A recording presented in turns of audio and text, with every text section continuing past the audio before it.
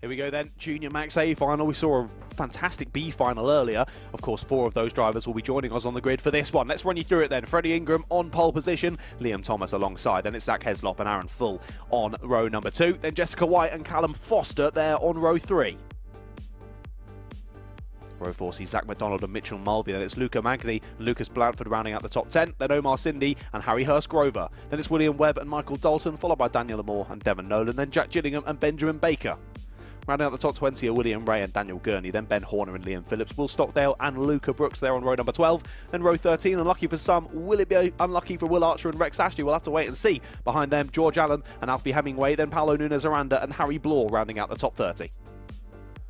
And then, of course, from your B final, we have Jacob Dukes, Shane Chandaria, Hamish Forrest and Albert Whilton there.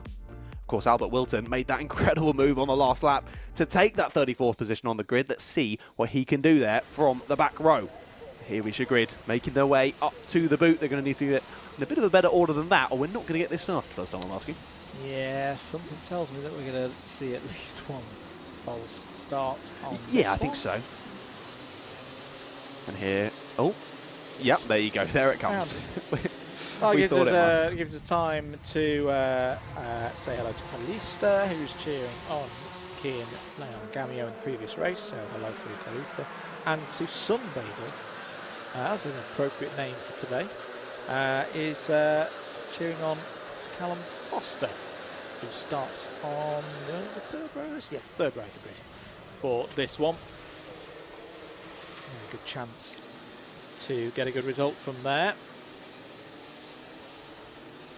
Indeed, yeah. A couple of other people. Yeah, there was chat for Shane Chandaria as well. Of course, coming was out in. Is Shane Chandaria in this race, or they were in the last one, weren't they? Chandaria, or the one before? One before. One before. Apologies. So I'm afraid, Anna, you've missed that one. Oh, However, no, sorry, no, they are in this one. They are in this one. From the B of final. course, yeah. I thought I was getting confused. I was like, I know they've been in something already.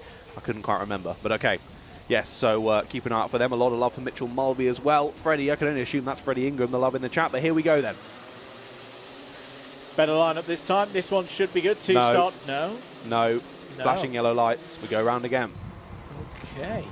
Well, we're going to need to get the next one right then, because if you don't, that's when the race director and the clerk of the course and all the very important people come out and go, we've all need to do the clipboard better. Comes out, yeah. The clipboard comes out. Terrifying.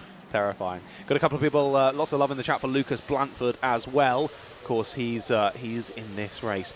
Also, where was Lucas selling on the grid? 10th place on the grid for this one, and of course it's Lucas who is providing our driver of the weekend prize, which we'll be announcing not after this race but after the next final, which is our last race, of course, of the day. I think Andrew and I have a couple of drivers noted down who we're thinking of, but we will make that decision later on today. I think in my head it's pretty decided, unless someone in these last couple of races really comes through with incredible pace, but we'll have to wait and see. Freddie Ingram is on pole position for this one. He's looked super quick throughout today, but can he continue that into this final? Liam Thomas is alongside him on the number 227.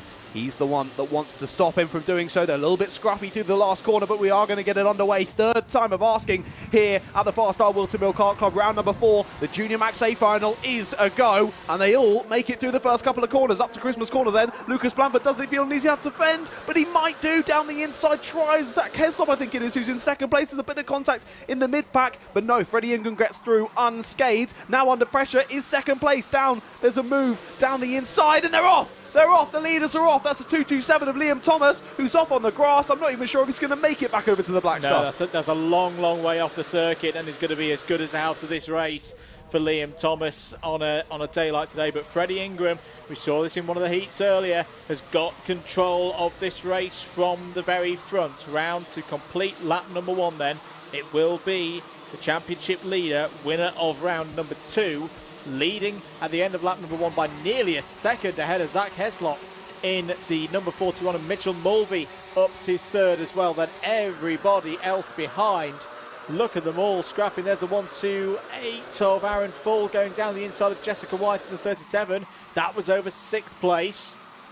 Jessica White's going to keep going back here. Another move down the inside this time from Omar Cindy, isn't it? Tries to get through, but isn't able to. Has to sit behind once more. That's opened a little gap out already, and Omar Cindy does go down the inside there into Osia's. Really, really commanding move. You saw the head flick back though on exit though, as Jessica White got the power down a little bit earlier than Omar ahead, but Omar holds onto the position nonetheless. Jessica White now under a bit of pressure from another driver. I was going to say it's Lucas Blanford. It is Lucas Blanford coming through the order, up to 9th place already.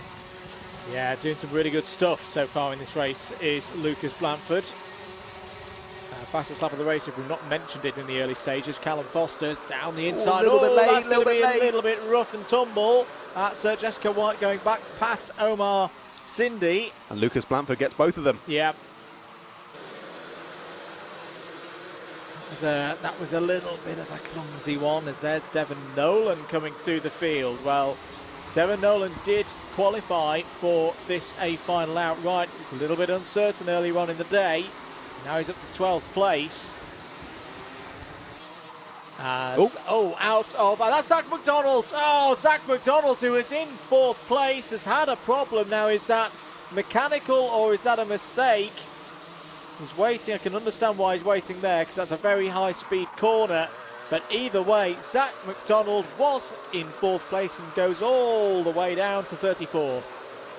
Oh, someone else is off there. Someone else is off at the edge of Christmas. Who is it? It's the 24. The 24 is off. That's Harry Hurst-Grover from 9th place. And I think there's damage on the rear right as well. There's a lot of grass coming from it. There may be, well, now that's going to be a potential problem for anyone who's next through. I've experienced that myself. Admittedly, that was wet grass. It might be okay with it being a bit drier here today. That could produce some interesting track conditions next time through Inkermans. Flat right-hander. Try and get as much curb through there today. Daniel Lamour, the new fastest driver out on circuit, 47.050. Devon Nolan trying to find a way past the number 39 of Omar Cindy there, and does so. Cindy a bit scrappy. Oh, big spin for the 37 of Jessica White. She holds onto it and everyone avoids her. Thank goodness she spun off the racing line. And well, that's what we said, that it was inevitable for me that someone was going to get caught out by slippery conditions through Inkermans due to the level of grass down there. And luckily for Jessica White, I think she just ran too wide, got on the curb, but then the curb drops off at the far end of it, and that pitched the number 37 into a spin. Incredible. Yep. You literally killed it with that grass. It was going to happen, and sadly, the one to lose out there is Jessica White. And she had to wait at the side of the track for everyone to come through. So once again, just like Zach McDonald, has to wait and let the entire field through. As now, Lucas Blanford had the fastest lap of the race, but down the inside, the 207 was thinking about it there. Trying to go for the move was Luca Magni. Wasn't able to go for it, though, in the end. Has to sit behind once more, but Lucas Blanford in 6th. Okay, 4 seconds off the leader. Not impossible. 47.02. I think it's not going to be too long until we see them dropping down into the 46s. Yeah, that pace is coming for them. Oh, that was a bit of a rough and ready move there down the inside from the 34. Jacob Jukes has come up from the B final, is already up into 12th place with that move on William Webb. Wow. Well, we saw the pace from Jacob Jukes earlier on in the day. He was in that B final because of a technical problem. That wasn't on pace. And, well, he dominated that B final, and now he's charging through the order here in the A. Yeah, impressive stuff. Yeah, as you were saying, the 37 is rejoined. So the 37 and 95, I think, have now got together as well. So Jessica White has rejoined, and then trying to overtake Hamish Forrest. I think they've had another issue at the final corner there. Yeah, they were both slow through sector number 3. Race leader out of the race now is Jessica White, and that's going to be a real blow for Jessica White's championship situations. I hope she's okay. I think she's hurt her wrist. A little bit of concern there with the wrist. But yeah, started the day 2nd in points. Lucas Blanford, new fastest lap of the race, 46.58, currently in 5th place. Kart number 159. This is the battle for 2nd place. Heslop and Mulvey, and that is Mulvey down the inside, taking charge of the corner. And Heslop's now going to have to defend from Callum Foster, who's going to look for a switchback there. He's going to try and wedge the door open into Osia's lovely stuff. Didn't give that one up. Callum Foster up to 3rd. Foster had about a millimetre of room to make that work, and he managed to squeeze the kart through it. Impressively done. And up into the top 3 goes Callum Foster. Heslop slips down outside of that top 3 now.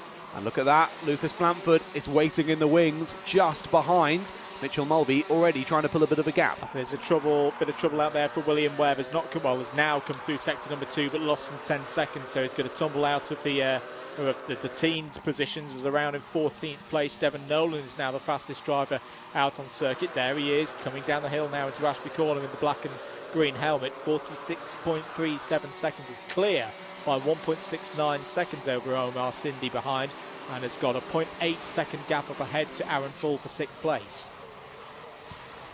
Indeed, there's been great battles throughout the field in this one. We're only just got over halfway in this race. Absolutely fantastic it's been, and Freddie Ingram continues to pull ahead at the front just little by little every lap.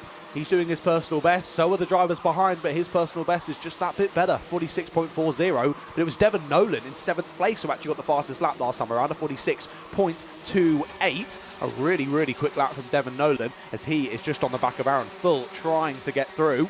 But this is the 24 trying to get through, making a move. This is slightly further down. This is Harry Hurst-Grover trying to make a move there, and he has made it stick through on Benjamin Baker for 17th. We've got the top novice in this race in the midst of all of that, Liam Phillips in the number 30. Really well up in the top 20. Remember, this is a category that had a B final as well, beating out a number of more experienced drivers here today. Is Liam Phillips. Oh, he's going to have a challenge there from Luca Brooks. There's a mechanical flag for Alfie Hemingway in the 178. That's the second one of this race as well. Liam Thomas also got a mechanical flag a few minutes ago too. So a couple of drivers falling out of this one just from mechanical issues, frustratingly so. We've seen that a couple of times, I mean, not only in this final, throughout today, of drivers having mechanicals, having issues, dropping down to the final. Been quite a day of attrition, I think. It has indeed. Devon Nolan late move down the inside of Aaron Full. That one, I say, has been coming because Nolan's had some really good pace. That's him up to 6th spot now. There's your race leader. Just having a very nice Sunday afternoon drive, isn't he? Down in the lead of this race by probably, what, 2.5 seconds? Well, 2.4 seconds to be exact. There was a bit of a wobbly cable at the back of Aaron Full's car. Did you notice that? I'm not sure if that was supposed to be like that. It was properly wobbling around in the wind behind him. If we pick him up on camera again, I'll try and point it out. But there's a move from Lucas Blanford on Zach Heslop, moves himself up into 4th place. So after starting down in 10th, he's had a great start on this one, and that goes into the pits. Who was that? That was the 178 of Alfie Hemingway, wasn't it? After that mechanical flag, pulls into the pits. Less than 5 minutes on the clock now. Blanford up into 4th place. Might have been, is it the breather tube off the radiator? Possibly, yeah. Normally they get cable tied down so they don't flap around. I think that might be what it was there. So they're screwed on and connected at the radiator end, but being a breather, there's nothing at the other end. That would make sense, yeah. I think it must have been that. Cable tie. I think it must have been that. From the scrutineering times. Cable ties are not structural items. Sometimes they break.